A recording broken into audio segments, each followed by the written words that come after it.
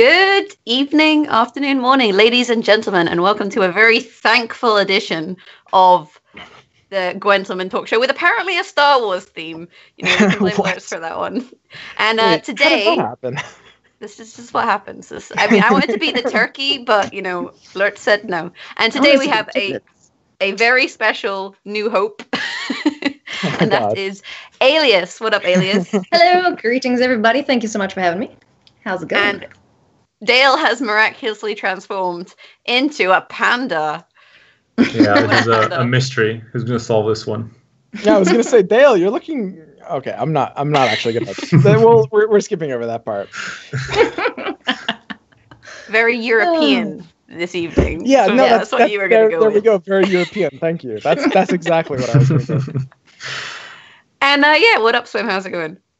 Me? Oh, I'm great. I don't know. I believe, now correct me if I'm wrong, because I'm an American and we don't really know how the world works outside this country, but I believe I'm the only one here that actually celebrates Thanksgiving. Is that correct? I think so, yes. I used to celebrate it, but not anymore. We have Canadian Thanksgiving, so that kind of counts, but we did ours last month. Yeah, that's in October. I see, I've been in like Christmas mode for the last 2 weeks. I'm wearing like a Pokemon Christmas t-shirt. I'm fully committed to December 25th at this point. Like Thanksgiving, whatever. Cool. Christmas, that's what matters.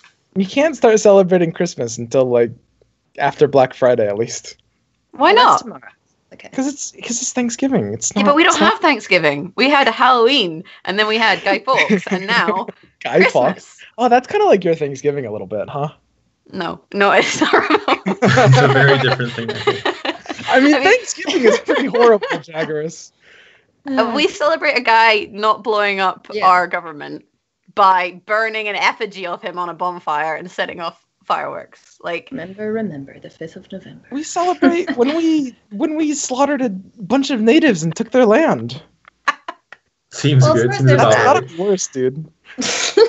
Yeah, I think you win in terms of worse. Anyway, so Alias, and it's pronounced Alias. Apparently, some people think it's Elias. I thought it was Elias until literally about 2 minutes ago. I'm still not sold on that. Sorry, I thought it was Alias, but somebody told me it was Elias, and I've been saying Elias ever since. They debated you. Because I said Alias, and then someone's like, "No, that's not her name," and I was like, "But that's Alias is a word, like you know." I Yes, so it is Alias. Sorry. You know, a little tidbit for you guys. I actually throughout my youth, I used a number of online handles, all of them edgier than the last, until I eventually culminated on Swim. And in fact, one of the handles I did use when I was younger was Alias. Oh. Yeah. That's interesting. Great minds think alike then, I see. It must be. Nice. How did you get to Swim, by the way? I'm curious. Oh, it's an acronym. It means someone who isn't me. Ah. Yeah. You know how to swim? That's cool. No. Like I can do the doggy paddle. You learn something new every day. The starfish. How did you get to Alias, though? Like, how did that name come up? How did I get to Alias? Well, I've had other names, obviously, as everyone has, and they've all been pretty atrocious. And I don't know, I really liked Alias. And a hint for you guys, my name is in there somewhere. Everyone keeps asking about it. Leah. Leah? Nah. Close, but no cigar. Ass. I like to ponder upon that. Ali. It's Lisa. got to be Ali. No, it's Lisa. Definitely Lisa. Oh man, this is like I feel like it's You guys detective. I don't think that is ass. I'm gonna not ass, no. If my name was ass, I would be. But there's so many names in there. There's like Ali and Leah and Lisa, and then backwards it's kind of like Sally. Sally with an I instead of a Y. I don't know about that one. Well, yeah, it could be creative, right? Well, you guys are close. I'll give you that. But yeah. Oh, no, it wasn't said already? Nobody said it? No. All right, chat. You have a mission, chat. Over the course of this talk show, find out her name. FBI chat. Oh dear.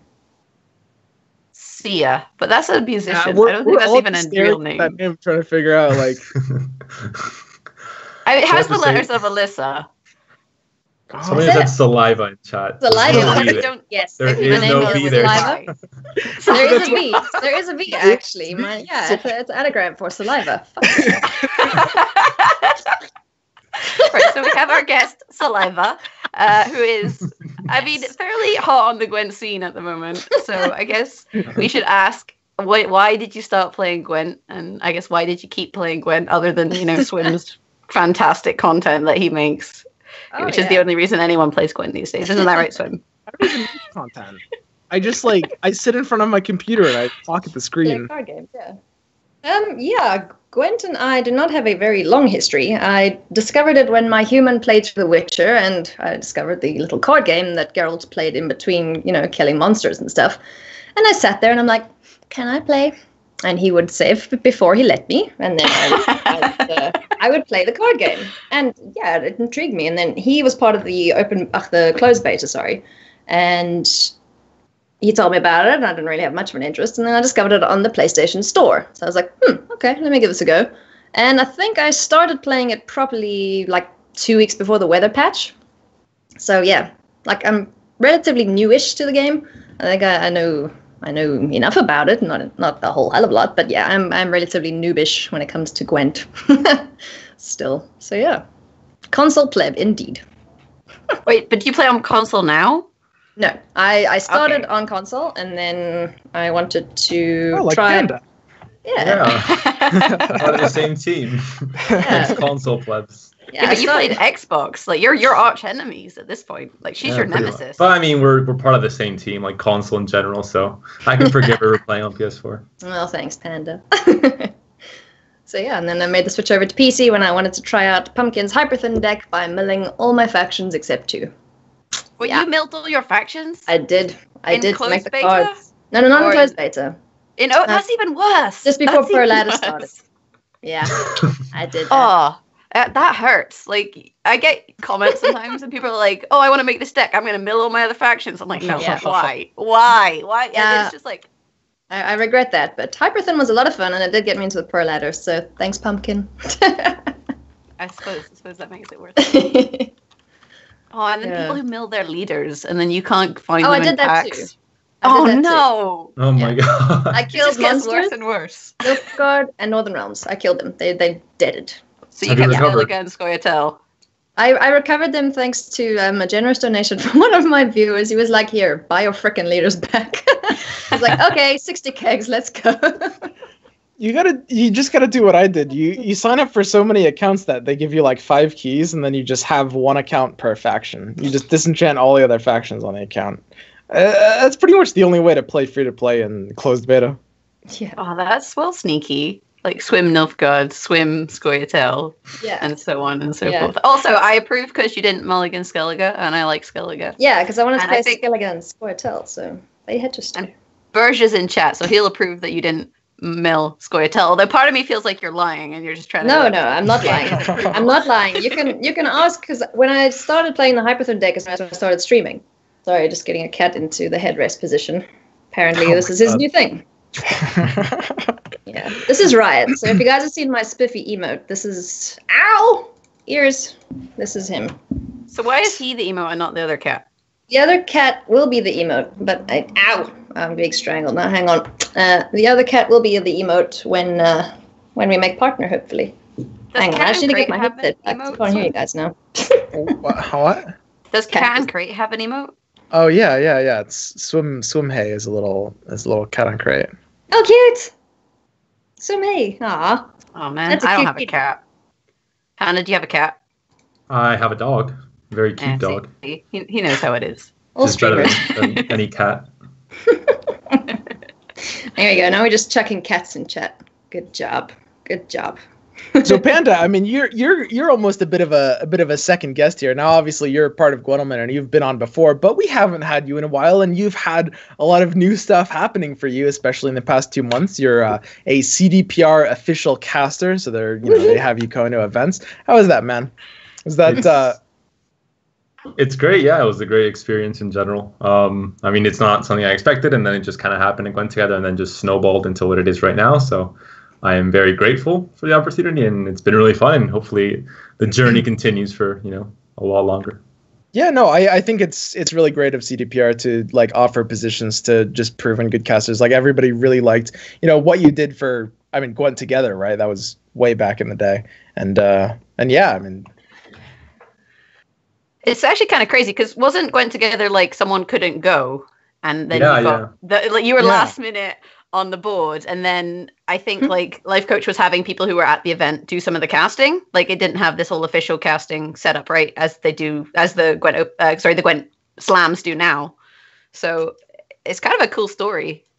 Yeah, it was actually like I owe everything to Vishra basically because he couldn't go to the first Gwent Together. And then initially, Life Coach and his wife thought I was American because of my accent, so they didn't really like think about inviting me or anything because I was obviously like really far away. And they found out I was Spanish, and they kind of got me like a last-minute invite, and then the casting thing happened. So it was all kind of like just happened all of a sudden. Yeah, right place, right time. Did you get any cool swag? Everyone has like pins and shoop and pins. I got shoop as well. And some pins. I got pretty much everything they got, I think. All the cool stuff.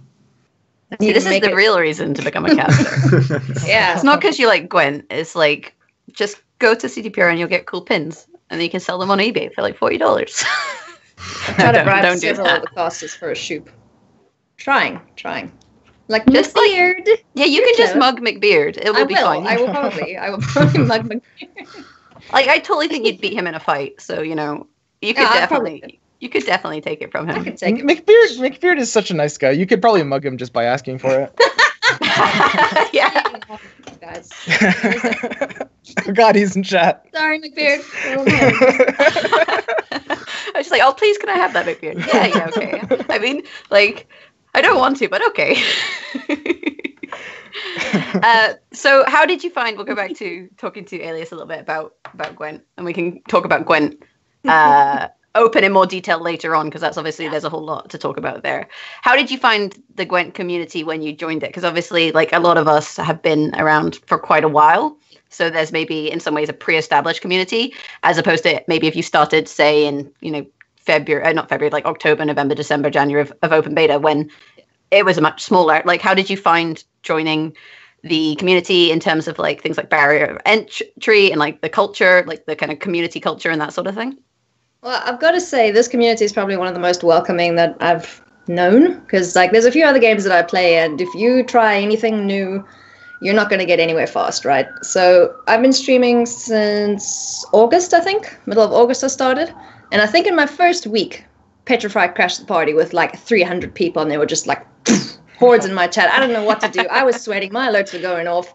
It was nuts. That was probably one of the most like nerve-wracking days of my life. But since then, just talking to people, and then Merchant crashed the party as well shortly thereafter, and like, yeah, it's just great, and I go and thank these people, and then they strike up conversation with me, and it's awesome. And then all the guys that come and hang out and my channel and stuff, they're excellent individuals, and I'm very pleased to know them, and I look forward to getting to know some more. So yeah, definitely a good community to be a part of.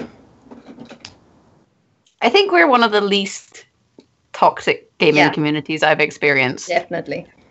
Like at the moment, I'm feeling I'm hopeful that like we remain this way, but I think a lot of gaming communities can be quite cliquey or closed, and I never felt that way with Gwent at all.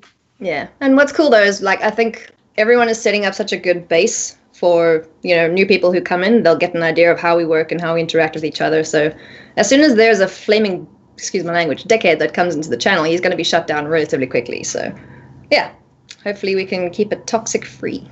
unless it's my channel. Yeah. Just like Love their pasta.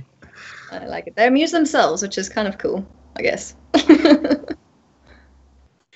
And apparently you work in post-productions for film and TV and that sort of thing. So I guess, how does that lend itself? Because that must be useful when it comes to streaming, because it's a similar field. Is that like video editing and that sort of thing in post-production? Or like what aspect is it, and how does that kind of help you with streaming? So yeah, I'm a qualified video editor. I do obviously all the technical aspects when it comes to like streaming and green screens and key and light and all that rubbish. it's, it really helps in terms of setting up the technical side of things.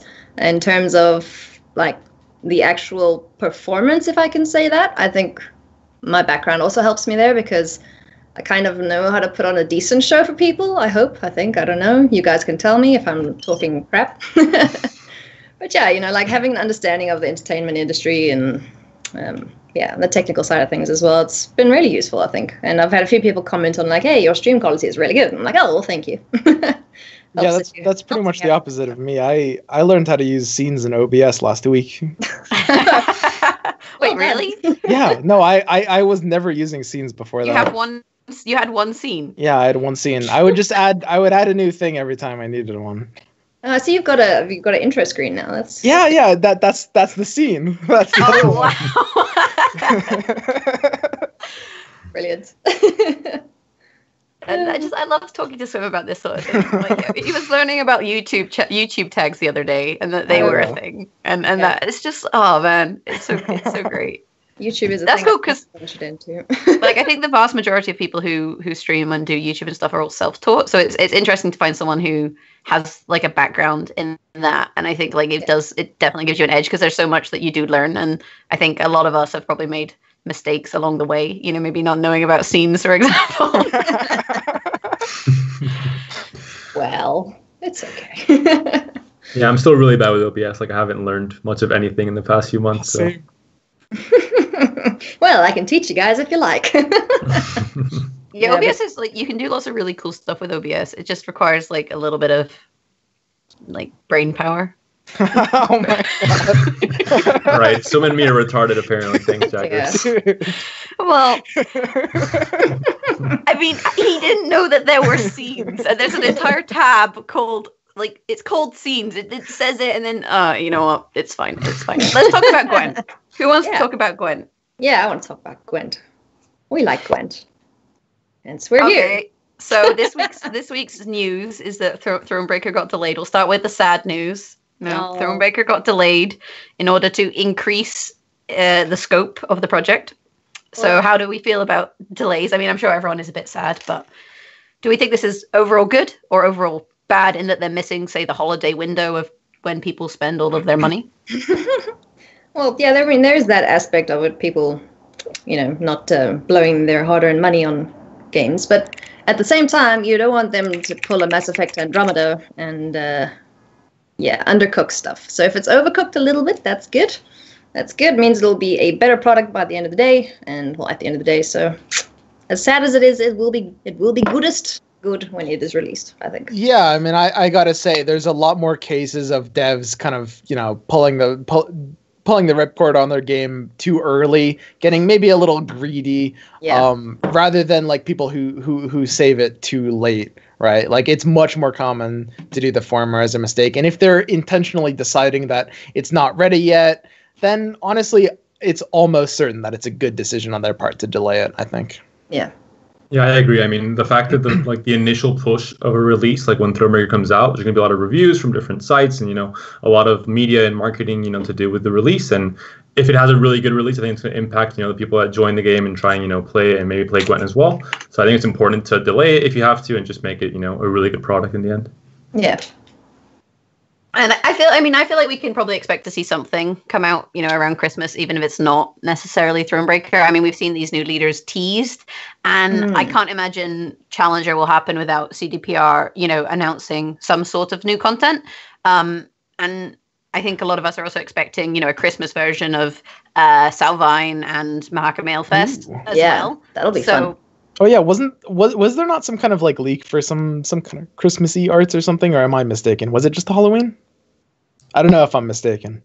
I also don't mind me. I'm sure I'm. Oh yeah, okay, great. Like something on maybe like a background or something to the game or something.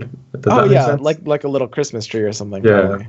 Yeah. But that's like very far in my brain, so I'm not sure if I'm right. Chat can confirm, no doubt. But I feel like we'll probably see, something good in December, even if it's not, as big as Thronebreaker. I would expect we'll see some, the new leaders come in around then and a Christmas event and stuff. And then if this means that Thronebreaker is being pushed back. We know CDPR, they really care about their single player, as evidenced by The Witcher, and they kind of have a lot to live up to as well because of how big Witcher 3 was. I think people have that expectation of them now. So they've kind of got to try and live up to the hype, which is going to be tough. So I can understand them taking a little bit of a break and finishing, polishing things up, basically. Yeah. I mean, my personal guess, and this isn't a leak, this is an actual guess.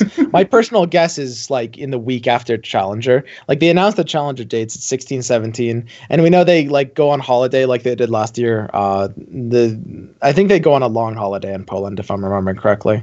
So I think the timing really fits, and what they did with the last Challenger is they kind of used it to promote a new patch. In fact, it was open beta, a big patch, right after the Challenger hit. So, and that seems like the best guess from my perspective. It'll be good. Christmas time, playing all the Gwent cards. I'm looking forward to it. Did you see their tweet? Tweet on Twitter, obviously. Just allaying any fears about Cyberpunk. Oh, just because of this whole EA thing. Oh, that yeah. It was great. I loved it. I was just like, yes, this is why CDPR are one of the best game companies in the freaking in the world.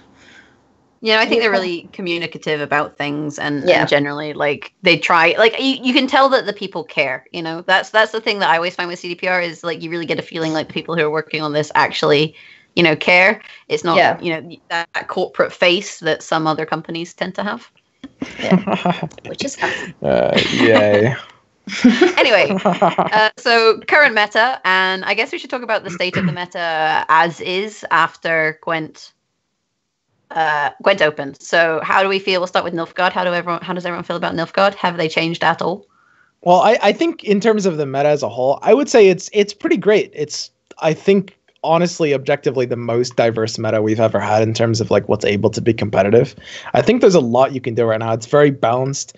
The one thing that I can say about it is we've kind of been in it for a while, right? People who play this game regularly, for example, all of us, might be disappointed at the size of the last patch because it hasn't really been shaken up that much. But in terms of balance, it's just right.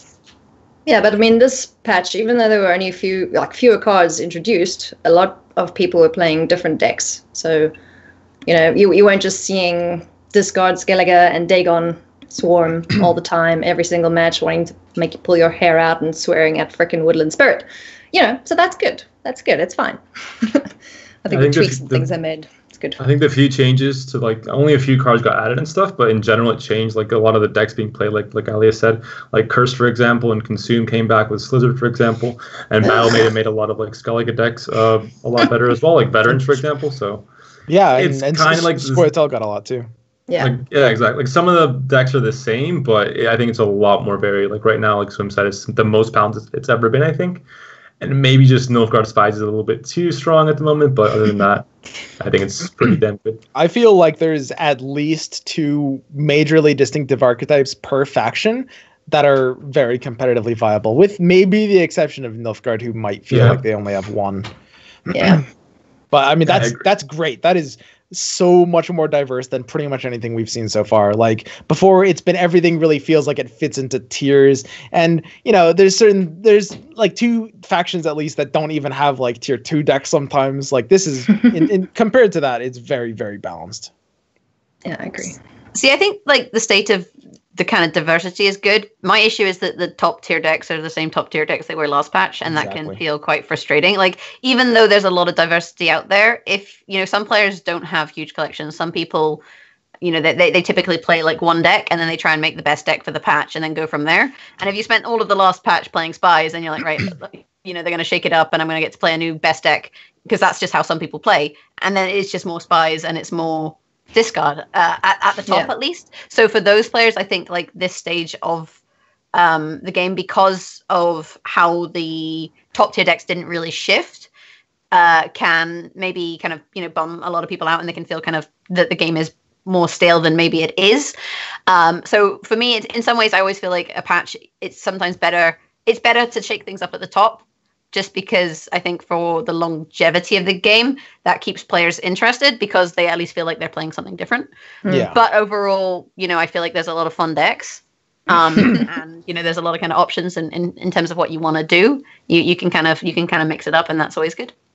Yeah, I mean, ironically, we've almost been spoiled by the small card pool, right? Which seems weird, but the small card pool we've had in the game so far is the reason why that the 20 card expansions we've seen have been able to shake up the meta in a major way. And it feels weird for us that this 20 card expansion we just got didn't really stir things up the way it did before, right? Like that's a large part of what's happening. And I'm sure, in the future they'll probably be interested in doing like larger style expansions, and that'll give us, the boost we need. How do we feel about monsters this week? Because monsters, me and Swim were like, monsters is the worst deck. And then, Freddie played this cool consume list, and that's kind of been picking up, and people have been, I think, a little bit more positive about monsters now than maybe were a week ago. I feel like consume. It's both consume especially, but consume and Aridin have both come back in a really kind of major way, I'd say, for sure. I think consume is I hate playing consume. I haven't figured out a way to beat them yet, because you manage to compress a necker, another one just magically pops out from his hand. They just have two in their hand. And are you running two shutdowns? No. It's almost as if they expect you to compress their necker or something. Are you playing Skelliger by any chance? I was playing more spells. Spells have a bit of a better time against it, but not really. But I was trying a Northern Realms swarm deck, 33 cards, and that was actually working pretty well. And the only deck compression. No, not that one. This one I was just trying to outpower everything, right? And it's a lot of fun. But yeah. What is it? They had 56 points carryover from round 2 to 3, because I was trying to 2-0 them, right? Was it Necker Swarm? So like the one where you Necker Warrior and duplicate all of your Neckers, and then just. I mean, that one's an interesting one, because obviously you have to shut down the first Necker, but you have to shut down the first Necker by basically banishing it, because if you lock it, they can still duplicate it. If you kill it, it pulls out another Necker, and they can duplicate that one instead. So it's a bit of a tricky one. Yeah. But I think monsters are on the up. I think consume is really, really fun right now and really good to play. I think the mainly the heartbeat change kind of fixed the Harpy issue, the Woodland Spirit issue, and the Unseen Elder issue in just one. I tweeted about it today in just one change, and I think that's really, really good for the game, because it makes Unseen Elder playable with a consume deck instead of playing Dagon every time, which is what it was last patch. And I played 90 something games between the past 2 days just with consume and Pro Ladder, and it's been going really well. So I'm pretty happy with consume right now. But it's I just don't want people to play it, because at the moment no one's really playing it.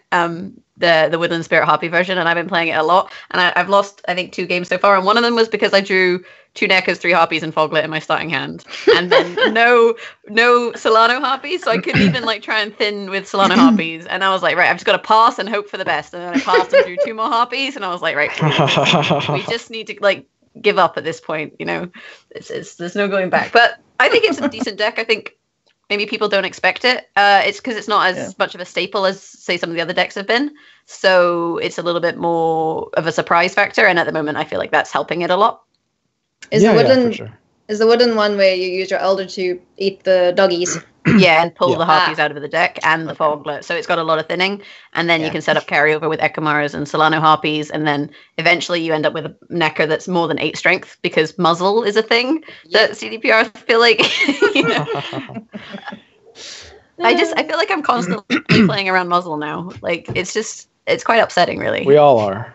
Yeah. I'm like, I would play my Ekamara and eat that target, but it's not worth 3 points, so they might just muzzle my Ekamara, so I'm going to have to wait till I have something better. It's just one of those things. But all in all, I would say the meta's pretty okay. Any other comments, decks people want to talk about? Veterans is fun. I tried that. Veterans is really cool. I saw an initial post, I think on Gwen TV, maybe even before this patch, and I thought about playing it, and then when the patch came in with Battle Maidens, I memed a bit with it at the start, thinking wasn't going to be really good, but it's quite good. I think people got to really high Pro Ladder MMRs playing it, and I think it's really viable to top tiers. Yeah. No, it's.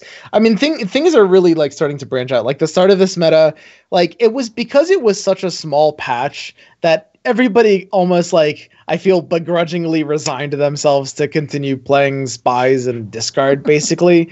And a lot of people were saying, this is terrible. How can we, play another patch like this? But it just goes to show that even the smallest patches can have very, very profound impacts on the meta, because game balance is so delicate that just like, and it's a very complex thing, a meta where certain things can just keep each other down, but it managed to make it just right, I think.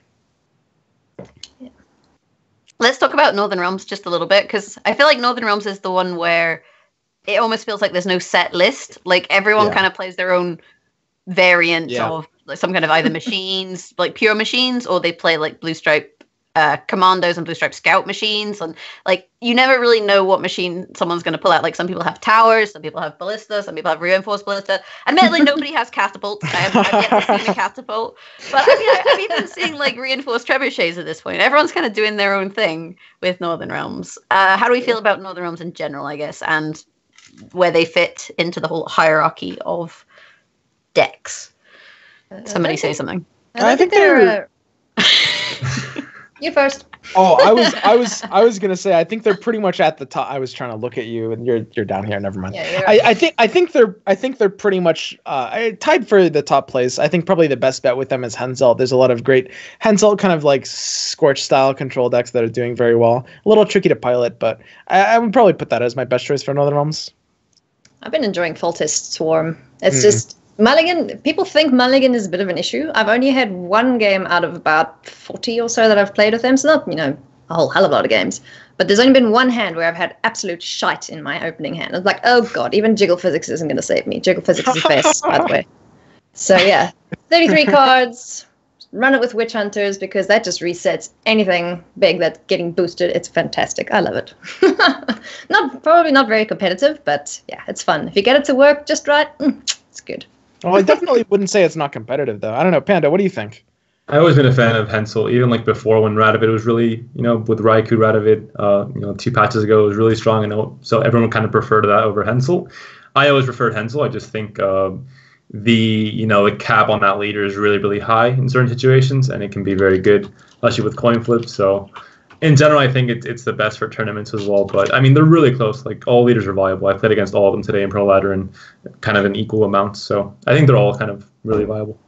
Yeah, Northern Realms almost feels like the most balanced. Like you can use all 3 leaders in pretty much all 3 decks, and as Jagger has put it, I mean, they have the most variations. Like Northern Realms feels like they're just very, very balanced across the entire board in terms of their leaders, and just like so many swappable things within what is essentially like one really, really complex archetype. I think that's fair to say. So Northern Realms covered. We've been given some homework by Lurtz. Yes. Apparently this week's exercise is that we must pick a bronze dud card from each faction and try and rework it. Basically, he wants us to make Catapult good somehow. Okay. That's not really homework. That's like, that's like a test. We have to do that now. Okay. It's like, yeah, well, we have to do it now, but yeah, whatever. I'll start. Basically, it's an assignment. Okay. I found a card I haven't seen played in forever. I might be incorrect, but the Clan Heme Skald. Oh, he has such a good premium. Yeah, the bagpipe bro that heals or boosts units. What? Boosts 3 allies by 2. I don't know. I don't see him at all. I don't know. Maybe if he had a repeating action instead of just a single, oh, there you go, you're done. I just don't see him because there's more optimal ways of buffing dwarves and not dwarves, skelewags than him. Yeah, I mean, Skald is a card that before, it almost felt better before. It was like 3-2-1. It was a pretty underrated card. It saw play in a couple tournaments. There were TGI matches where people were kind of breaking out Skald and making a bit of a wave because that card was a little underrated. But then they actually ended up nerfing it by just changing the numbers on it. The Bronze Power Cube kind of left it behind. Yeah. I think if they changed it so that when you play it, it changes your like Witcher soundtrack into like bagpipe versions of all of the songs, it would see 100% more players, like all of my Skelia decks. Because it's got the best premium. If you click on it, you can hear him playing his wee bagpipes, and then after about 8-10 seconds, you hear an arrow come in, and the bagpipes just stop. He basically just gets killed, which is a shame. But definitely a card that could see some sort of work. I mean, what does Skellige have? We have like Resurrect, we have Wounding, we have Veterans. Like, I guess you'd have to kind of fit it into an archetype somehow. Yeah. Maybe we could synergize it with Axeman somehow to make them both good. Yeah, but Skellige is not really based on boosting. It's more like strengthening and hurting. Not so. Yeah, I don't know. He just seems like he doesn't fit. Yeah, you can't really. Yeah, you can't. Yeah, it's very weird boosting in Skellige. I mean, you can't really make him strengthen. You can make him do some kind of war crier type effect. Yeah, I guess. I don't know. I mean, off the top of my head, you could make him kind of like a different version of war crier with a sort of similar kind of ability, but maybe a little different. Kind of like maybe how old Warcrier was when it buffed like units to the side or something, but it did it for a different amount with a different number of base strength. I don't know. It'd be cool if he like targeted a unit and then shot that unit for 1 every turn, and then you could have some sort of Axeman synergy going on. Because you could then maybe also target your own unit, so make it so that he shoots a greatsword, and then even if your opponent moves that unit, like it's a specific unit that he always targets, and then if that unit dies or is banished or whatever, then he stops. I don't know. I guess that would probably be tricky to program, but you could do cool sort of effects like that, and I could definitely see that fitting in Skellige. Yeah. I don't know how you hit someone with a bagpipe though. I think for monsters, the Death Wish archetype in general hasn't really seen that much play or been included in any decks like Cyclops and Cockatrice and all those cards that got included a few patches ago. I think they found some play at some point in the meta, but never became something too viable. Yeah, I feel like the issue is there's no Death Wish. They just targets. need a Death Wish card.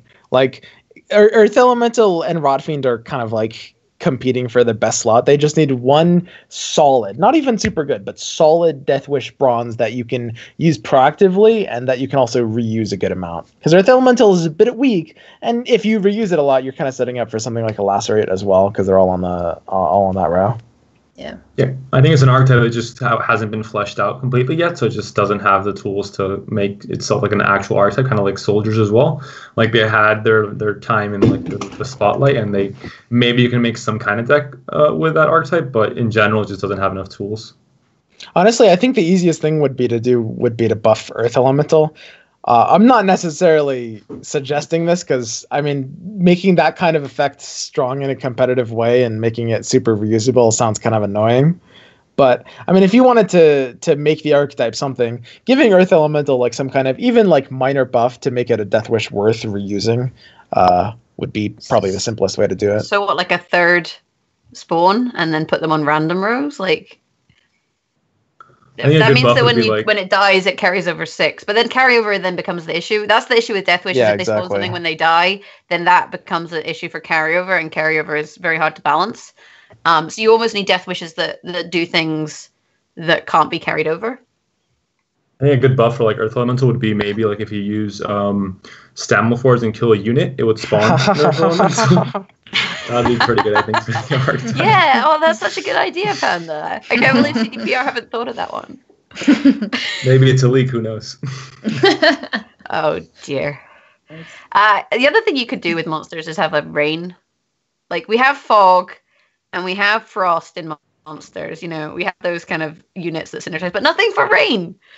So maybe we need some, like, rain units. Yeah. I don't know what they would do, but I feel like... Yeah, ancient rainlets and like ancient rainlets. It sounds like raisins for some reason. Like rain giants. Like it's gonna be great. It's gonna be great. I have complete faith in CDPR to make a rain archetype. Rainlets. I had an idea for a weather card or a unit that, gets stronger in weather, or it takes the weather that has been cast on its side of the board and goes, no thanks, and chucks it on the other guy's side. I don't know. Because you don't really see any anti-weathers like that, or anti-hazards. So hazards that trade them over rather than clearing them. Yeah, so like a monster that sits in the weather and goes, no thanks, and then chucks it on the opponent's side of the board. I don't know. Makes playing weather risky.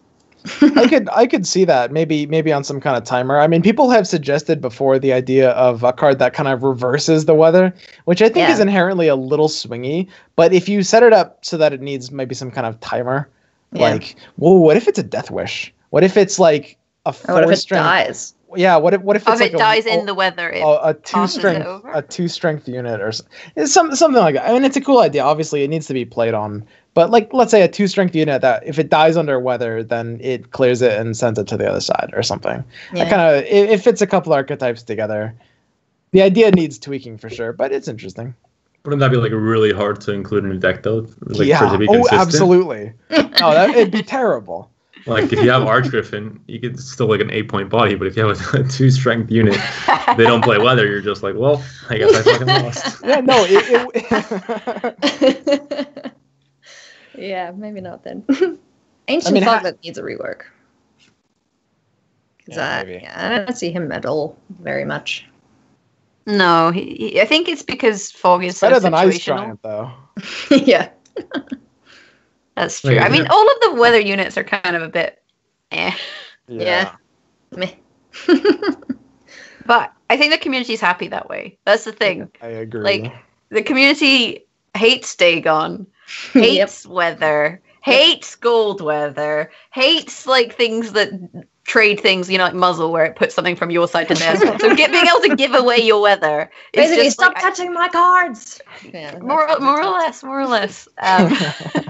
So I feel like maybe that's not the best direction to go. Yeah. What about Scoia'tael? Let's talk about Malena. Let's make her good. Ooh, Malena, that's a great one. So the worst thing about Malena, the number one bad thing about Malena is that you can play her on the opponent's side, and if they either eat her or even just sacrifice her in some way, then she's useless, right? So she needs a deploy, a death wish, or she needs to be loyal. For example, in the third case, you could play her on your side, and then she could stack units on the opposite row, like on the opponent's side or something. There's a few ways to fix her, actually. Oh, like so you play her on your side, and she moves their units to that row. Yeah, something or off like that row. Yeah. Yeah. So like a reverse like Sheldon Skaggs. Yeah. Spy. I mean, it just needs to be able to do something immediately. I don't know. There's a lot of ideas in that though. Like, there's a lot of ways to potentially fix her.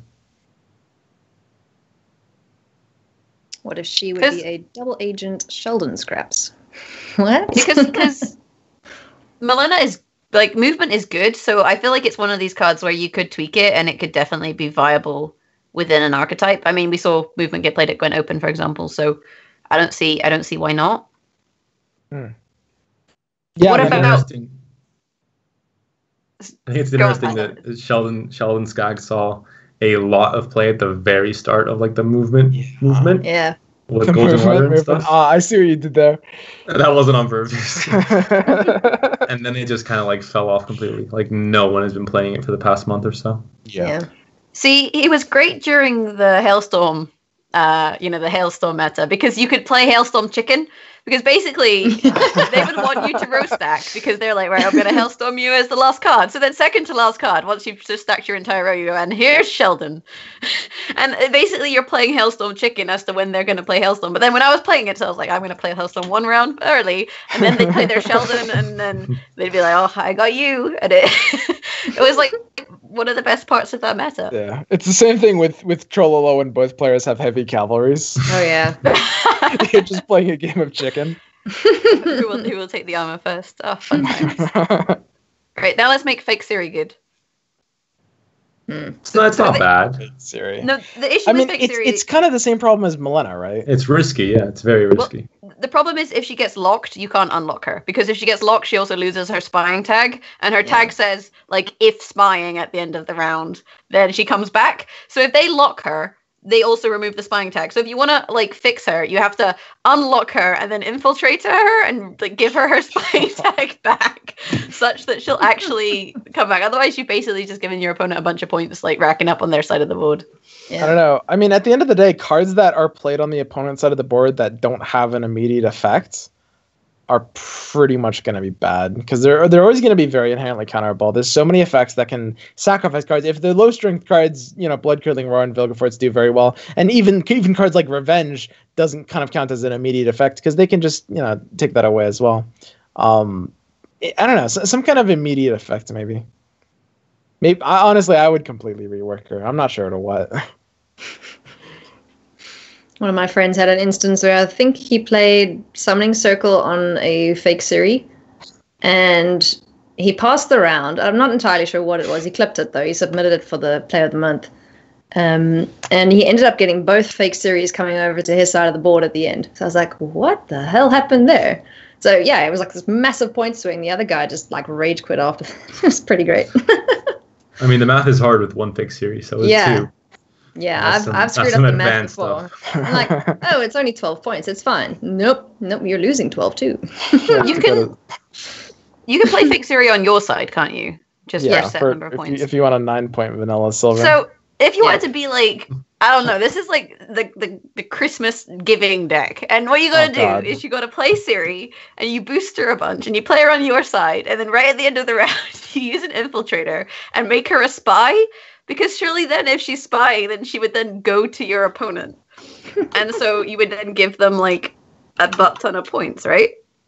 I don't think that's how it works. Honestly, so here's the thing though, Jagras. That's not even really that much different than just playing fake Ciri normally, because they're just going to lock her or eat her, and you're giving them points anyway. Yeah, but this is a more fun way of doing it. So where's your sense of adventure? You know, it's Christmas time. This is a time for giving. I might have to make some decks. Actually, how much do I care about MMR? Literal like Christmas decks? Like yeah, where the objective is to like buff your opponent. Oh my god. I can deal with getting constantly 2-0'd. It's fine. It's the season of giving, right? It's the season of giving. I commander's horned an opponent to get out of a Bork death. Well, that was pretty good. I was like, I don't like this. There you go. You have 2 6s, now they're 11s, or whatever the number is. Borky kills them. Yeah, but that's not giving. That's like... That is giving. No, that's like, oh, here you go. Oh, not really. I'm going to eat all the candy for myself. No candy for you. That's mean. That's the best kind of giving. Yeah. So Northern Realms, I guess, is the last one we should quickly talk about. Catapult. How are we going to make Catapult good? I haven't even used it. What does it do? You hit the strongest and the weakest unit on the row by, I want to say 2, 1, 2. 2. 1, 2, 2. 2. I think it's 2. Okay. We'll go with 2. So right off the bat, the worst thing about catapults is actually something that a lot of players don't really realize, which is that it has to target the opposite row. And even Trebuchet doesn't have to target the opposite row, which means you have to have your crewmen on a row that's opposite to what you want to hit. And no other machine forces you to do that. So that needs to go right away. Yeah, that's weird. Or you could embrace that and make it a super strong machine, like stronger than the power curve, but have it like force it to target the opposite row, which can force you a bit of preparation, and it gives the machine a niche of its own to kind of distinguish it from the competition. I kind of like that idea more. So I'm really bad with card names, and I thought this whole time that Reinforced Ballista was Catapult. And I've seen it being played a lot today, so I'm like, it's not that bad. What are these people talking about? I didn't know Catapult was a thing at all. Ballista's fine. I kind of went, huh? When I saw the catapult, I'm like, what is the why? They have enough machines. I don't know. It just needs to be different. Like, it needs to find a niche. Like, it needs to have a reason to play it. So I think that having it limited to the opposite row, and then maybe increasing its power but narrowing its effect in some way. I'm not sure exactly how. I feel like in some ways also the machines, a lot of them are just, damage X, and damage the opponent in an interesting way is basically how they work. The only one that's not like that is the tower, right? The one that gets boosted based on crewmen. So, and also Reinforced Ballista, which has 0 crewman effect. Like, you could have as many crew on that ballista as you like, and it's still just going to be shooting consistently, 90 kilogram projectiles, 300 meters is standard, right? But so maybe it's worth coming up with a machine that does something different. Yeah, like Rothosser. Apollo in chat says that's not a Northern Realms machine. But could be. But it could be like, kill the weakest unit on the opponent's side. Apollo says Catapult could have a knockback effect, which could synergize with the Artusa Adept and the weather and stuff. You know what? I don't mind that. Kind of like a mini Geralt Ard. Yeah. Like that one card from the Halloween challenge. You know what? I like that. That's cool. It has applications. It would actually make Sabrina a ton better. Like, forget Artusa Adept. Don't get me wrong. I'm not saying I would run Sabrina, but, the people that would run Sabrina would be happier. Okay. Curly. Yeah, it would work well with White Frost as well, because White Frost you can get weather on 2 rows, so then you're always going to be moving things into weather, assuming they don't clear it. If you were going down that route, like that would be quite an interesting kind of way to change the card. So okay, on top of that, let me ask you this then: what does the fresh crew do? because I mean you do probably want to have it. You could make it knock it back an additional row, but that's not even necessary. You could do it Or more just an extra point more of damage. targets. More targets. Yeah. More Well, the question targets is whether you have it do damage at all, or whether you have it just move units. Yeah, I think it'd be like just move units, and then fresh crew could be damage. Apply damage, so then it moves it back a row, and fresh crew adds damage to it. So then you could get 2 damage plus the movement effect, up to 2 damage. Yeah, I kind of like that. That's pretty cool, and it's okay if it's weak. Like honestly, there's certain ideas that we could suggest that might be like dangerous ideas, and this one is even one of them. Like potentially, if it was on too good of a card, it could be a little too strong. It's totally okay if it's weak, as long as it's different. That's the thing about Catapult. Like Catapult's problem right now isn't that it's weak; it's that it's not even a remotely original, and it's weak. Yeah, it's definitely not the go-to machine at the moment. Yeah. Right. Someone Good job, everyone. Knock it back into the hand. No. Do some ale, some like foul ale, go down that route. Anyway, I think we've basically fixed Gwent. So good job, everyone. Yeah. Round of applause, pat on the back. We did it. So I guess we talk about tournaments now. Gwent Open. We should definitely talk about, because that was last weekend. How did everyone feel about Gwent Open? Those of us who weren't there, and those of us who were. Yeah. Well, I'm sure we're all very, very proud of our boy Freddie Babes for coming home with a trophy. Go Freddie. Is there a trophy? Well, probably like a little. Didn't you get a ring? Yeah. Blind powers. It was a ticket for Challenger, but yeah, they gave him the ticket to Challenger, but I don't. Right. Oh, he didn't get a trophy? I don't know for sure. Maybe, I'm not sure. I can't comment. What a disappointment he's been then.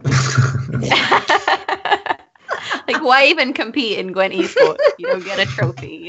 Yeah, come on now. I mean, I think they've had rings for certain events. I don't know if they had one for this event. They had one for the first Challenger, because I'm pretty sure my coach got a ring. Yeah, I think it's just Challengers, the rings. But how do they get the size right? Because I have really small girl fingers. Like if I won and then the ring was like really big, like, do you have to wear it around your neck? Like Lord of the Rings style on a chain or something? just like a big ring. Maybe they have like different sizes, and then maybe they just like which size are you? Just try them all on and pick one. How does it work? I'm intrigued. This is like, these are the kind of things that keep me up at night, you guys. I guess it would have just been something to keep on your mantle. There you go. You can't put a ring on the mantelpiece. No one will see it. I mean, Life Coach's ring, the Challenger ring, is basically just displayed on his like little trophy desk. Yeah, but if it's got like other trophies, then it makes sense. But if that's the first trophy that you won, so think about this. If you just have the ring without like a stand or anything, just the one ring on the table. Just this Put ring it on your thumb. Yeah, you can just wear it on your thumb. It's totally fine. Probably the size of a man finger. I don't know. Maybe. Well, okay. So we figured out the ring issue. So other than that, how did people find the tournament? RNG. Bless RNG, Lambert, bless RNG. Yeah. It was nice to see Lambert there. He wasn't actually a meme this time around. I think it was really good. I think, after day one, I talked to Freddie and, asked him why the hell he didn't have Horn in his Natalis, Northern Realms deck. And, Lambert people are saying it's like a big meme, but, in general, it's fine. Like, if you have a flex slot, it's kind of that, like, flex gold with, like, 12 to 20 points, depending on the situation. So it's not that bad. But not having Horn, I think, is the biggest thing. And we saw, like, a lot of dead Natalises near the end in round 3. But against JJ had a good matchup, I think, because JJ had a lot of weather clears and Freddie didn't have weather. So Freddie didn't have weather, and Freddie didn't have weather clears in like 2 of his decks, I believe. Yeah. Because that really was tough for him in the Adzakov matches where he kept going in, like he went against movement, for example, and had no weather clears, and it was like you just got to enjoy the Ragnarok, like have fun because there's nothing you can do about it. But actually, it turned out that while there was weather, it wasn't a situation like maybe was it Gwent Slam? I want to say Gwent Slam number 2, or maybe Gwent Slam number 1, or whatever. Where there was one tournament where literally everyone had just weather. Yeah, Metronosi brought like all of the weather in all of the decks, and like that was his win condition. I hate cold weather, but that's okay. Who doesn't, honestly? Like, even the people that play it hate it. It's kind of like a mill in that regard. Like, you're not really supposed to like it. Fair enough. But what about cool moments? Do you want to talk about anything that anyone particularly liked in terms of plays? We obviously had the 400 IQ play with the 400. 4 million. 4 million. Right. 4 million. $4 billion. Only 400. The very, very IQ. smart play that bamboozled literally everyone. It was a bit flashy. I think it turned out to be kind of unnecessary, but damaging the Thaler and making all of the units 10 using Thunderbolt on your opponent. Yeah. So using Thunderbolt on your opponent to trigger a balk on multiple targets. That was flashy. That was the play. I bet it was satisfying though. Who doesn't love seeing your opponent's board burn? It would have been a much bigger moment if it was actually kind of like more necessary and less overkill in that situation. That would be a lot, much more of a, nobody's ever done that in the history of Gwent kind of thing. Like caused basically won the game. Yeah. If he just happened. I mean, it was a very good play, of course, but it just would have made for a better moment if it. Yeah, if he won by 1 point, that would be. Yeah. Oh. Calculate. Oh no, that would have been pretty satisfying. That's true.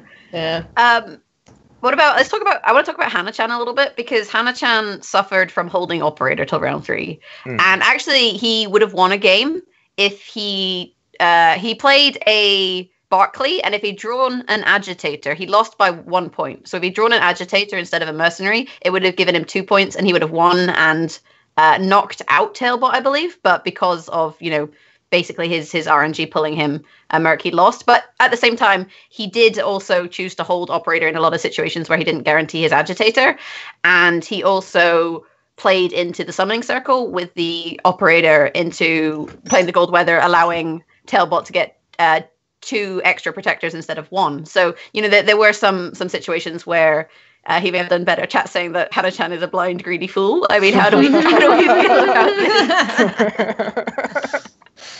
Yeah, I agree with that. I mean, the operator holding. I mean, I played a lot of movement Scoia'tael when it first became popular, and people weren't playing operator that much before.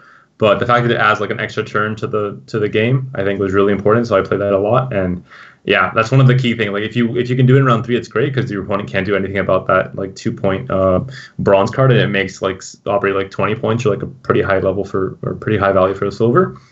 But he was a bit greedy, and then I was casting that game as well, so it was extra confusing for me having to see him operate mercenaries or marksmen. It was really weird, but that's what you get if you risk. I mean, if you go for the risk, then you might get the reward, you might not, and he didn't. Risk it for the biscuit.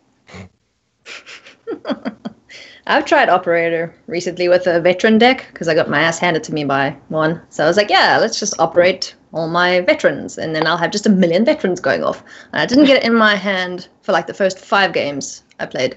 And when it did come out, it's the 3rd round. I was like, no, I have nothing to operate now. Yeah, so that didn't work for me.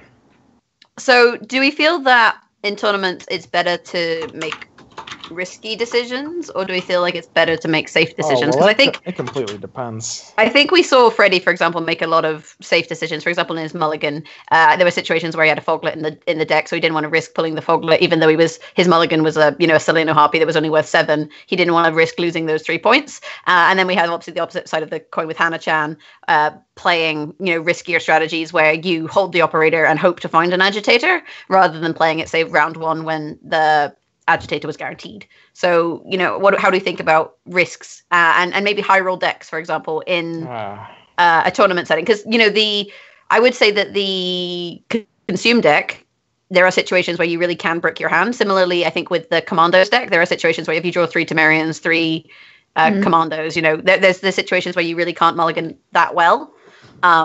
So how do we feel about these sort of things? Yeah, and the Wild Hunt Hounds Crohn's deck a little bit as well.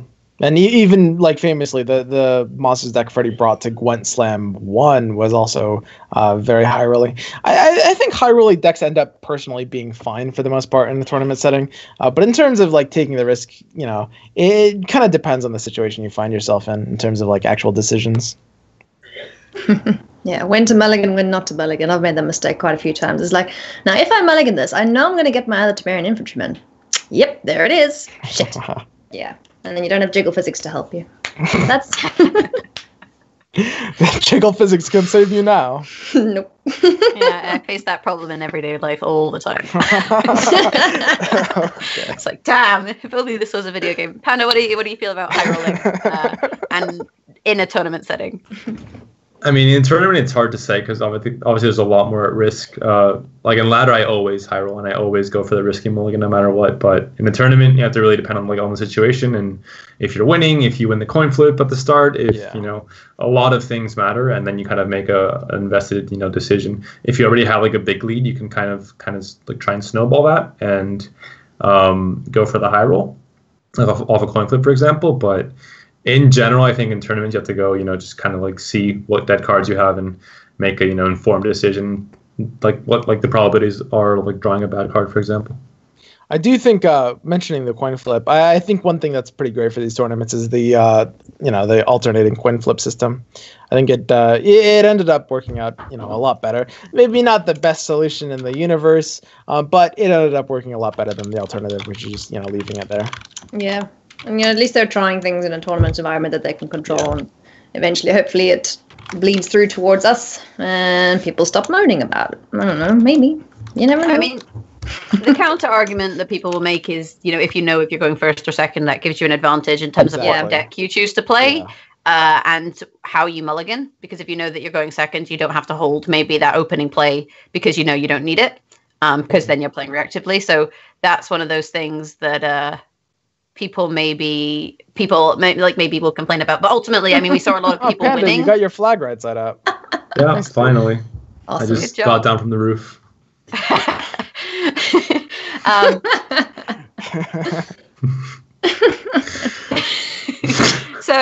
So you can maybe mulligan more like planedly. That's not a word, but whatever. Planedly? Planedly is a good word. But on the flip side, we saw a lot of people winning going first in this tournament. I think that it was something like a 53 to 47% win rate in favor of going first versus going second. So it's quite even. So maybe the coin flip is not as big of an issue in tournaments as people say with this new change. Yeah. Well, everybody knows that the coin flip win rate in tournaments is either going to be too small of a sample size or it's going to be indisputable proof that coin flip is absolutely busted. One or the other. Yeah, if you're like really good players, I think the coin flip doesn't matter as much. Or I mean, it depends. Like on like it's like really like you don't have enough of a sample. I think in tournaments, it was the same in one of the Gwent Slams. Like even without this new system, there was like a very high win rate for going first, and it just makes no sense. But it also depends on like the decks being played. Like if there's a lot of carryover, it kind of matters less. So it depends on the meta a lot as well. Well, one of the changes people have I mentioned several times is being able to see who's won the coin flip before the mulligan. I don't know if that would just appease people for a time being. It would very rarely change much at all, honestly. But in rare cases, you do feel like you wish you knew for sure. Yeah, because that you might hold on to a spy then or not, as the case may be. Okay, so next tournament to talk about, Gwent Slam 3 is happening the first weekend of December. So that's happening, and Freddie has earned the second. Is he technically an invite? How does this work? Because if he's an invite, he can't earn crown points, right? Yeah, it's a little weird. We talked about this last week as well, right?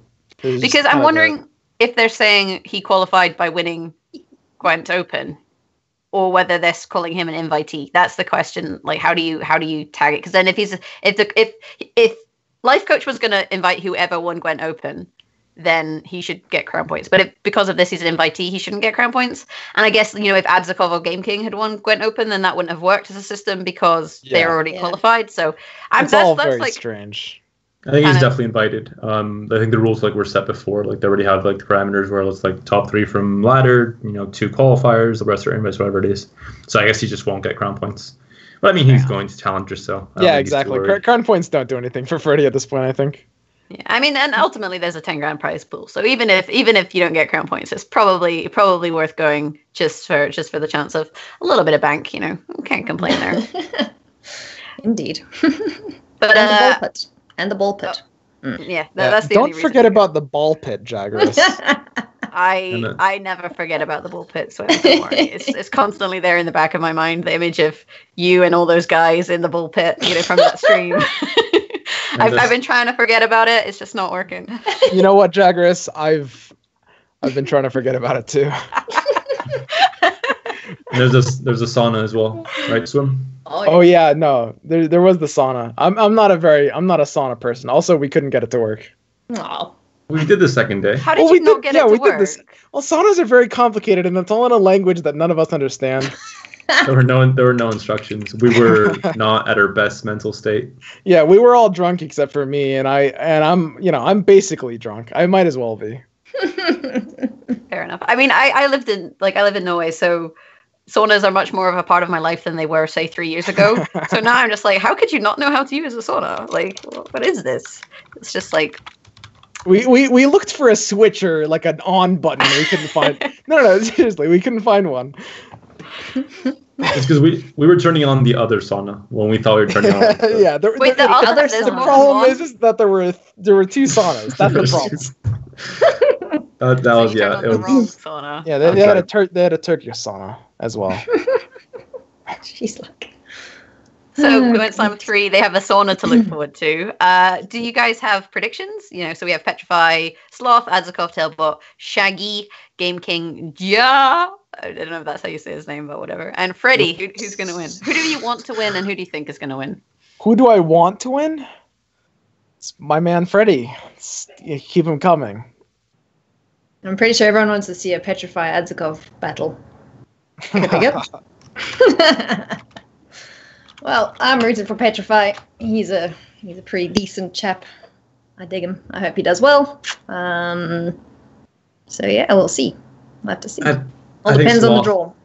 I think Sloth is going to do pretty good. I think he's a pretty good player. In terms of like people we haven't seen before. And yeah, Petrify I think is really good as well. We'll see. I think he has experience with StarCraft as well, so I don't think like the tournament nerves will get to him too much, which is a thing that happened to many players on their first tournament.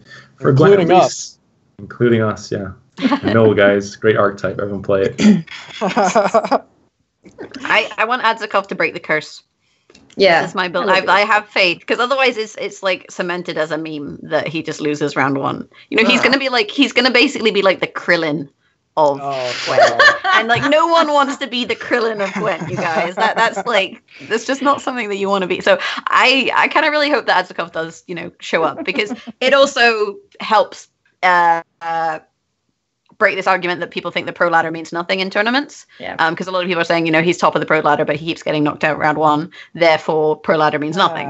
That's no, I disagree with that statement, but I think the only truth to that statement is what Panda was saying, that like nerves are real and tournament experience matters. So people that come from pro ladder aren't necessarily going to do well their first couple of tournaments. That's a small part of truth, but for the most part, like people that are good in pro ladder are going to be able to perform well in tournaments in terms of like the skills. I think in the Gwent Open, Adzakov was fairly unlucky against Freddy at the end. I think Freddy's a good player, but with the decks he brought and the way it all panned out, I think he got some really lucky top decks in the last few games that kind of saved him a lot. He had a lot of bad luck as well. Maybe that's part of the deck building with John and Chalice being dead and stuff, but maybe that's just him getting unlucky. But in the end, I think Adzakov, it was really close and Freddy went on to win it. So you can't just say like Adzakov's a bad player or anything like that, because he most definitely isn't. I agree. But I do hope he wins at least like one round, just to I think like that would be good for him. And it would be cool to see him actually go all the way. I think he's a nice guy, and I'm gonna root for. I got to root for Freddy because Gwentlemen. But if there was no Freddy, then I would be Team Adzakov. Team Krillin. Let's go. We got this. Team Krillin. You're making it real though. You're gonna make him. You're making him the Krillin of Gwent. Meme is starting. Oh dear. Oh no. This is like the don't go full panda. To be like this. It's not a good meme. Don't go full panda. Yeah, I know. I said don't go full panda once, and I made sure not to say it more than once, because I don't want to see my panda being. My panda. Why am I your panda? Do you own many pandas? No, it's what? No, he doesn't. You're the only one. You're his panda. Like there are many other pandas, but you're the only one that's special to him, Panda. You understand? All right. Thanks for making that better. No alerts. Don't. Why am I still in front? For those of you guys who don't know who Lurtz is, did you guys ever watch Charlie's Angels? Lurtz is kind of like Bosley. Loudly. This is the one behind the scenes that makes all of this happen, basically. Someone in chat said, though, that Alias should be the Renew Hope and Panda should be the D-Jedi, like DJ for Dijkstra, I think. Come on, he's the cast Jedi, guys. That makes perfect sense. As in, he's like in a cast, you know, like, what's his name when he's like made of metal from one of the movies? No. Han Solo. Yeah, there we go. It's totally Han Solo. I'm going to say Han Solo. Final answer. Yeah, you're right. Yeah, so Panda's Han Solo. We got this covered. Cool. All right. Sorry. Well, is that is that everything to cover for today at this point? The only other thing to mention is TGO Harvest is had some technical problems, so it's still ongoing. And there will be a stream on December the 1st at, I believe, 2 p.m. Eastern, featuring casters such as Swim, Jaggerus, and Croakies and more. Oh man, there's going to be more. That's 8 p.m. set for you know the 8 p.m. set. And we're actually we're having Jaggerus and Croakies cast the same set, so that they're just going to be. Oh, it's going to be so Scottish. Like I feel like when I talk to him, it gets so much worse. The accent. You guys have to break out the Scottish vernacular. Yeah, please do. It's gonna be fantastic. So that's the other thing to look forward to. And that's like to warm you up for Gwent Slam, for the ball pit. So we're warming you up for the ball pit, basically. That's the plan. I mean, you don't want to go into the ball pit cold, so. No. So we have a bit of time now for viewer questions. So if anyone has questions, at Gwentlemen in the chat, and hit her with your best shot. But for now, because it's Thanksgiving, we must all say what we are thankful for, and whoever goes first has the advantage because that's the easiest. Because then no one else can steal your answer. I'm so thankful for CD Projekt Red because they make good games. There we go. You got us all covered. Easy.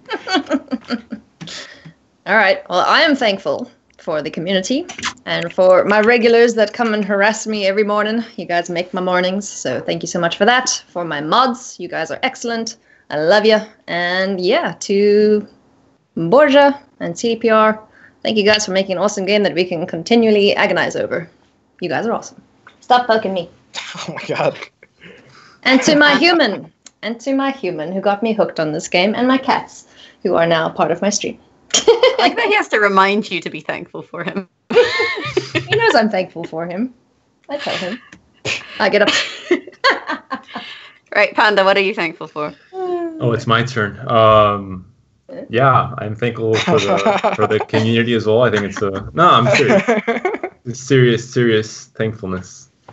I think the community is really cool in general, like just Gwent in general, like all the streamers. And when I first started streaming, same as Alias, it was a very welcoming place to be, I think, and place to start streaming. And then also, of course, CDPR have given me a wonderful opportunity to cast and stuff. So definitely a highlight of my year, I think, and I'm really thankful for that as well. Hey, and I am thankful for jiggle physics. No, not really. I mean, I don't know. I'm thankful for being here every week and chatting with you guys. Obviously, Swim is the only constant in my life. No, I'm thankful for being, on the talk show and being able to chat with you guys and having everyone come and watch. That's always really cool. It's always great to have an active chat, and we have a different guest every week. And the fact that the community is so diverse that we can have different people every week. And all of them be really cool is awesome. Obviously thankful to Dale, who's not here, so that he exists so that we can interrupt him. And for that, I am thankful. Shame. Because, without him, it would be and we'd just be interrupting each other. But he gives us us someone to interrupt. Exactly. That's what he does. He gives us someone to interrupt. What a great role. And obviously, the whole Gwentlemen team, so Freddie and Panda and everyone, and Lurtz for, I guess, running the show. I'm thankful for Lurtz. Let's answer some questions. Lurtz is goodest good. Right. Just feel free to pick questions from chat and answer them. Oh, you might have to scroll go ahead and, here we go. Yeah, and then you guys can ask questions to Elias or Panda or to, us as a large, whatever you want. I'm a small. What? I'm a small. You said us as a large. I'm a small. Oh. You can be a large if you want, but I don't get behind that. Anyway, questions. Does the door behind me lead to Croaky's room? Which door? There's like a tiny door over there. There's a cupboard. And there's a door. Actually, there's one, two. There's a lot of doors. One of them leads to Croaky. No, it doesn't. That would be weird. We're not going there. Somebody wants to know, Panda, when are you streaming again? Yeah, Panda, when are you streaming again? Yeah. I've been playing a lot on Pro Ladder, and it's different playing a lot of games. Like I can play like 50 games. I think today I played like 50, same yesterday. But streaming is really different because I have to interact, and I can take breaks while I'm playing. I don't play like 50 in a row. I take like a lot of small breaks in between, and it makes it like easier. And also with traveling and stuff, it's been hard to like have a schedule. But with this new like Twitch achievement stuff and all that cool stuff coming out, I'm definitely gonna be streaming a lot more in December, the days I am here at my house. But yeah, I'll be back to streaming soon. TM. Let me guess, you're also on step 3, right? I think so. I'm definitely not partnered, if that's what you're asking. Someone asked Alias, when are you streaming? Are you streaming after this? Yeah, I will be streaming after this. So if you guys want to come and see me play Inferior Gwent, then that's the channel to be in. I run the Inferior Gwent gameplay channel, guys. Like, yeah. So rare moments of brilliance and lots of swearing. I've toned myself down a lot, I think. And cats. Yeah, normally chat's telling me off for swearing, so it's fine. It's fine. Yeah, I can't even say the word retard without the chat spamming :D. Or sorry, D:. Yeah, one of those is completely the opposite of the other. :D is big happy face. Oh dear. Well done. Someone asked why the spies are different strengths. Yeah, I think it depends on their effect, right? And how you, I guess, position that strength relative to the faction, and that would be why. Yeah, I mean it's the same reason that not every card is the same strength. Like they do different things, so they have different strengths. They're in different factions. And their text says different things. They have different strengths. It's pretty much the same reason why strength exists. I have a question. Yeah. Oh, Alias, what's this we hear about a potential Gwent parody song?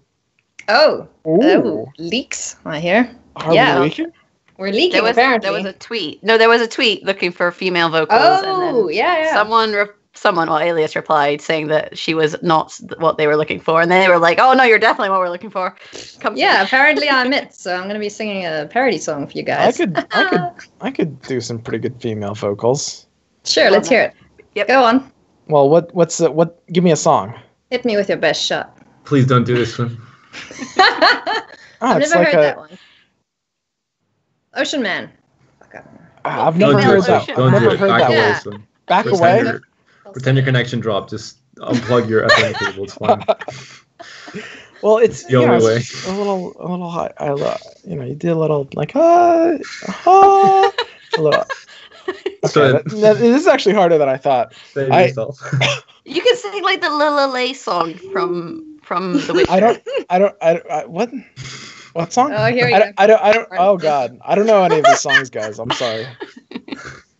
Come on, we'll sing along with you. That's even giving you the lyrics. Okay, here. I'm not singing along. I'll do a happy birthday to you. Everyone has that song. There we go. Here, I'm just gonna do one line though. As a woman, we're ready. Well, of course, as a woman. Clips ready, guys. Okay, your clip's ready. Yeah. Hang on. I gotta do a song. Okay, my woman is a little more like posh, but I'm gonna go with like, happy birthday to you. Yeah, like that. That's yeah, that was decent. I think thank you. You provide Alias some stiff competition for sure. Like, don't be worried, he's gonna steal your job. I'm gonna reply to that tweet right now. Do it. Wait, was that actually you singing, Swim? Yeah. No, that was me. Oh no! There now, he's shrinking away. It's nothingness. Guys, help! Oh no! He's been compressed. Artifact compression. He's an artifact. Yeah, he's a little figurine now. So you can put him on the counter next to your ring, so that like it doesn't look so bad. The one ring and Swim. He can wear it like a WWE title. Oh, like yeah, put it like around his waist. Panda. Next time you cast, get Mogwai, and there needs to be a Spanish announcers table, right? And there needs to be a choke slam through said table. Hook me up, bro. Come on. I don't think that's a good idea. I'll try, but I don't think that's gonna work out. But who's slamming who? Like I don't know. It's Gwent Slam, so there has to be Merchant a can just slam, grab right? or no, McBeard can grab Merchant. There we go. Good. Okay, I was gonna so say right. I'd be slamming Mogwai, but I don't think that sounds very well. So very good. So Nice. I'll skip on that one. Anyway, there's nothing left to do but wave awkwardly at the screen. Yeah, and I think Alias that's did gonna be it request for us. Yeah. an awkward Mexican wave. Yes. So swim we'll first, go then swim, Panda. Alias, and then round to me. We'll do like a circle. Okay, cool. What's a Mexican wave? So you go like this, Oh, and then Panda will do it like just Yeah. after Yeah. you. Okay? You have to back up And a then bit we there. gotta keep it looping till we fade out. Right, So you gotta go after me. Okay. Okay, here we go. All right, let's do it. I'm so excited. I hear you guys. This is the best thing all week. Jesus, this is All right. the worst thing. Come on, swim. Oh, I'm starting. Yeah. Yeah. Go Panda. Go Jag. Me. No, then Jag. Swim. Panda. Me. Okay, I hope this ends literally immediately. We're literally at the mercy of whenever Alerts wants to end this. He can sit here. He can sit here for like 10 minutes and just have us dance. We're literally.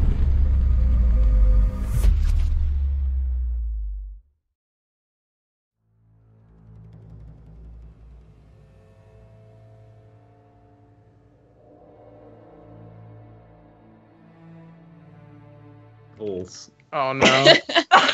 Thank you guys for appeasing Maya. Are we back? I don't know. I don't think so. I feel like we're back. Wait. Don't leak anything. I think we might still be live. Oh no. It doesn't say stop streaming. Yeah, I don't know what to do. we're live. we Most people wait? have clicked out of it by now. This is fine. Oh, I think you might be waiting for me to start my stream. Yes, I'm gonna stream. Oh. Guys, this is.